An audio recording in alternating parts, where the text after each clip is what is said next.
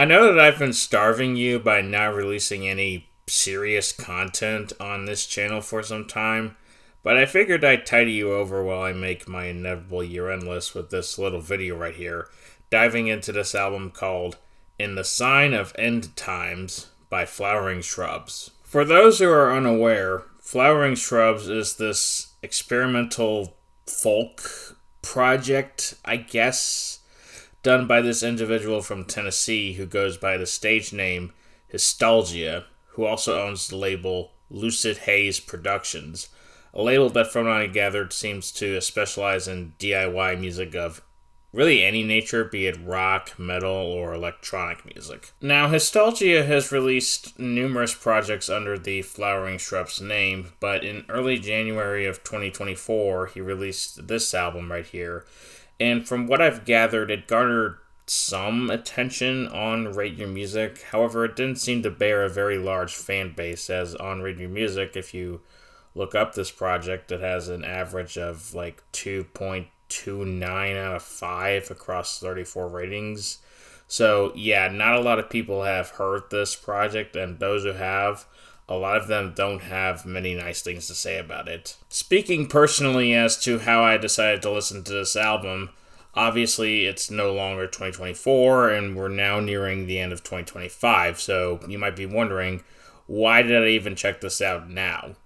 Well, truth be told, I was somewhat aware of this album back when it first dropped, but I chose not to listen to it for whatever reason.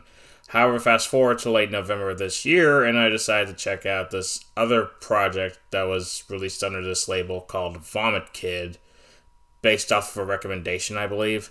And without getting too in-depth into it, it's essentially an indie folk slacker rock project that I'd say that if you're a fan of like early Beck or even early Pavement, this is definitely worth checking out. But getting back on track, I guess I was fascinated by this project enough to where I wanted to check out more stuff from the label and see what else they might have to offer. And what's really funny about this label that I found is that if you go to the merch section on the Bandcamp page, at the very end you can purchase absolutely nothing for the low price of $1, which it's just very funny to me for some reason. It was while I was digging through the releases on this label that I found out about Flowering Shrubs, and what stuck out to me is that each of his releases seemed to play around with different styles of music. Some are listed as black metal, some are listed as dark folk, some are listed as hypnagogic pop, but in the case of this album right here, In the Sign of End Times, it's labeled as acoustic black metal, which is extremely weird on paper that I guess caused me to become extremely curious as to what this project has to offer. I think what gave me the final push to check out this album was that I actually was able to reach out to Nostalgia himself and talk about this album and Flowering Shrubs and Lucid Haze Productions and other things.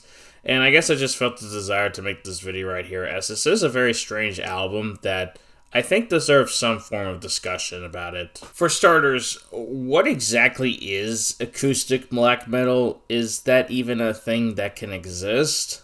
Well, I don't think so. But what I can say this album is, if we're going off of legit genre labels at least, it's that this is, I'd call, an interesting form of freak folk.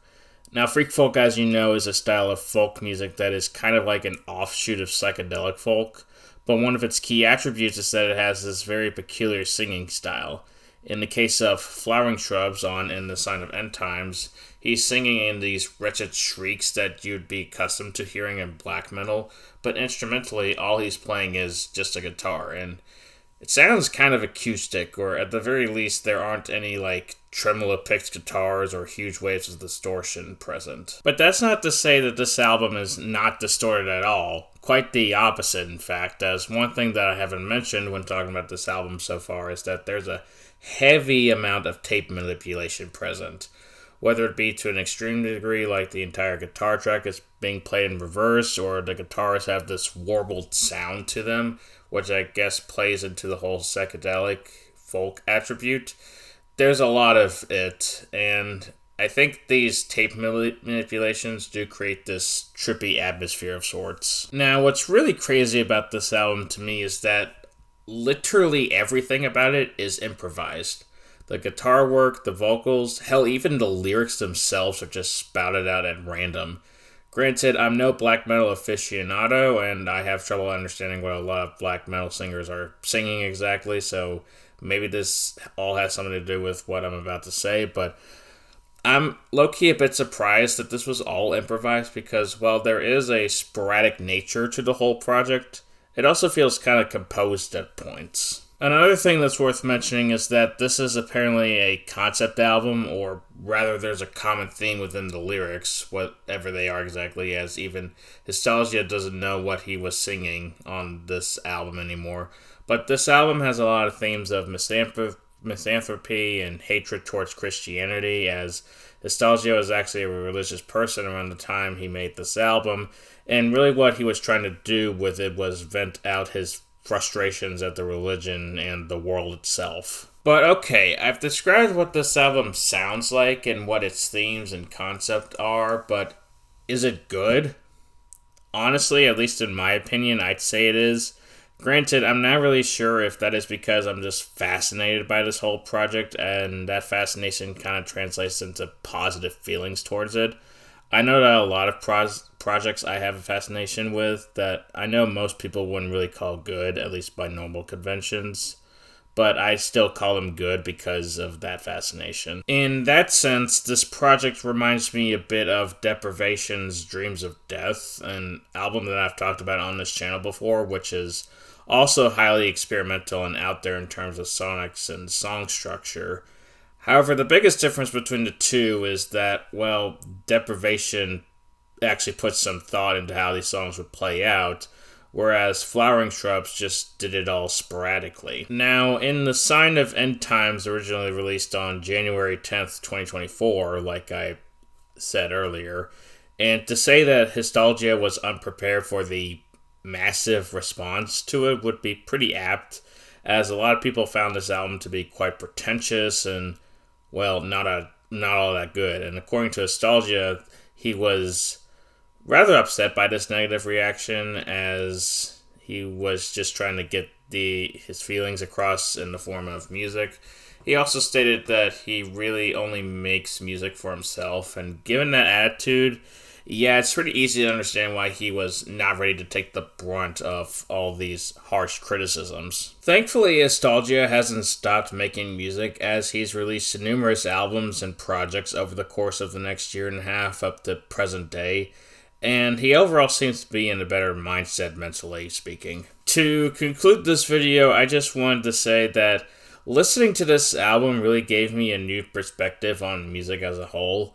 And I know I say that a lot. I mean, I said that when I was talking about fucking Hats by the Blue Nile earlier this year. But I do truly think that this opened a lot of thoughts about music and just music consumption in general.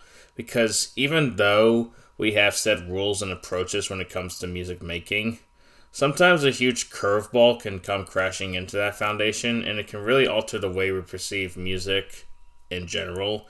Because even though I stated that a bunch of people didn't like In the Sign of End Times, I actually thought it was quite the enjoyable experience to some degree. And I think that is all that ultimately matters at the end of the day. If you like this album, that's great. If you don't, that's also fine. I think it's just cool that music like this can even exist in the first place. And that'll do it for this video. I hope y'all enjoyed it. I'm not sure if y'all will want to give this album a listen, as again, it is quite the odd listening experience. But if you want to, I'll leave a link to the Bandcamp page in the description. And yeah, with that, this is Cable, and I'll see y'all in the next video. Bye.